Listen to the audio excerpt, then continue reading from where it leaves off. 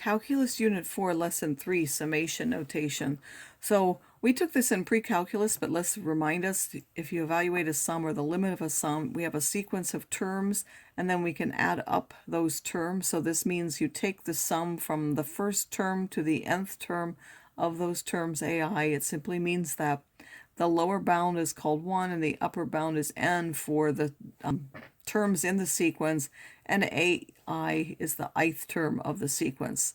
So we took these formulas which we did last year in pre-calculus.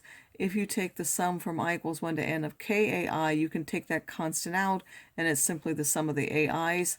If you add up a bunch of K's, and there are n of those, so if you do it from I equals 1 up till n of K, you simply get take K times n. I think last year we only did it for 1, so if you have 1 plus 1 plus 1, you end up with n because you have n ones. If you add up the first n integers, which you can write as the sum from I equals 1 to n of I, it's 1/2 n times n plus 1, or if we're actually going to use that to evaluate, we'll get 1/2 n squared plus 1/2 n. If you take the sum of the n squareds, so you square each of the first numbers up until n, and you add them up, that's what that means, then you get 1/6 of n times n plus 1, 2n plus 1, and then this is another form for it. So you would use this if you're trying to evaluate for particular n, and you would use this in proofs or theorems mostly, or to find certain things. So you have to choose which form is easier to use. So the method of induction, we also took this, is to prove that something is true for n equals 2. Last year we did n equals 1. It can really be any n. And then assume it's true for n and prove that it's true for n plus 1. Then it was true for all n bigger than or equal to 2. So if we want to prove that I is equal to 1 up to I of 1/2 of n times n plus 1 using the method of induction. So for n equals 2, meaning we go from the first term to the second, we're adding 1 plus 2, that should be 3. And if you check and you put 2 in this side, you do end up with 3. So the sum from the I equals 1 to 2 of I is 1 plus 2, which is the same as 1/2 of n times 1/2 of 2 times 2 plus 1. So it is true for n equals 2 just by checking that both sides give the same thing. Now you assume that it's true for n, so the sum from I equals 1 to n of I is 1/2 n times n plus 1. We want to show that it's true for now n plus 1, meaning if we add one more term, then we're going to put n plus 1 in each of those places. So the sum from I equals 1 to n plus 1 is the sum, so perhaps I should put parentheses around that. That's the sum from I equals 1, and then you're going to add one more term, which is n plus 1. We already know that this is 1/2 of n times n plus 1, and now we're going to add n plus 1 to that. If we factor out a 1/2 times n plus 1 out to the front, well, this one there's only n left, and this one we would need a 2 to counteract that half, so we would put a 2 there. And this is now, we know that n plus 2 is n plus 1 plus 1, so therefore this is in the form of the n plus 1 statement, and since it's true for n equals true, it is now true for all n bigger than or equal to 2. So we're mostly going to use those for different things.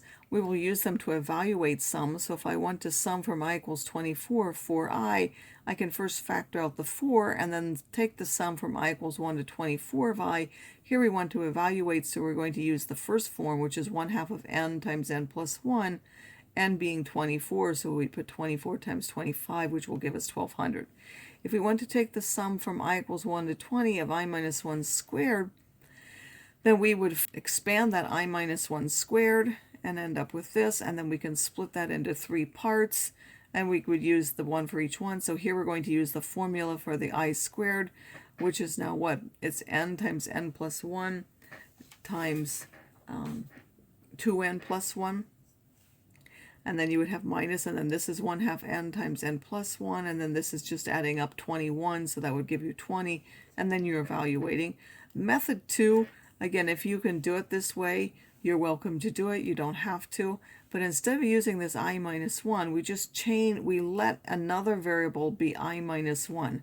Then I equals 1 would be m is 0, and I is 20 would be m is 19, because m is I minus 1. So instead of taking the sum from I equals 1 to 20 of I minus 1 squared, we can change that to m I equals 1 means m is 0, I equals 20 means m is 19, and then we're adding up the n squareds. But when m is 0, then m squared is 0, so the first term doesn't add anything to it. We can basically get rid of it, and then we can just use the formula for the m squared, which is again 1/6 of n now being 19 times n plus 1 times 2n plus 1, and it will give you the same answer. We can also use these to find limits for the value of a sum, and we're going to use this in this chapter. So if we want to take a sum from, say, 24i over n squared, and we're adding from I equals 1 to m, now with respect to this, the variable is I, so everything that doesn't have an I is a constant with respect to that sum. So we can take out the 24 and we can take out the n squared out to the front. Now we can't take it outside the limit because the limit is with respect to n. And then we have the sum from I equals 1 to n of I, and we can substitute that formula, although it would probably be easier to use the other form, which is 1/2 of n squared plus 1/2 of n, and then we're going to multiply each one of those by 24 over n squared.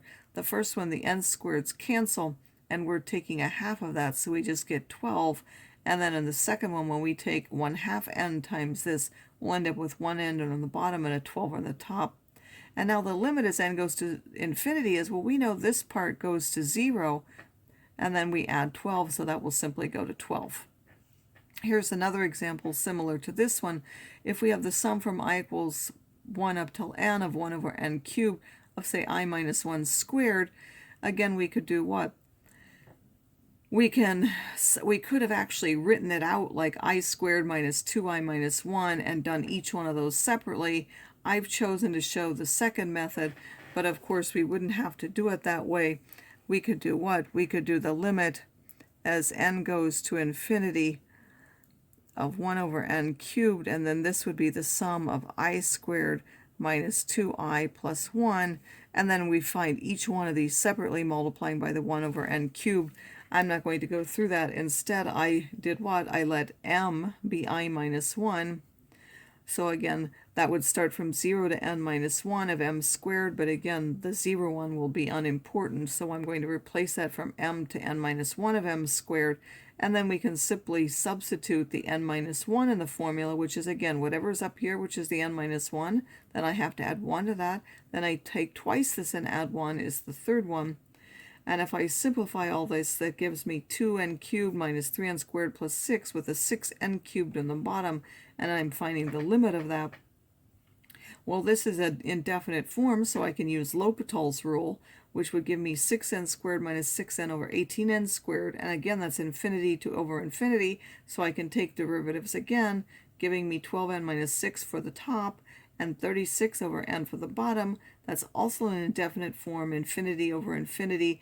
I take the derivatives another time, and I get 12 over 36, which would be 1/3. So depending on what you found easier to do, you could write it out like this, or you could change the variables and do it that way.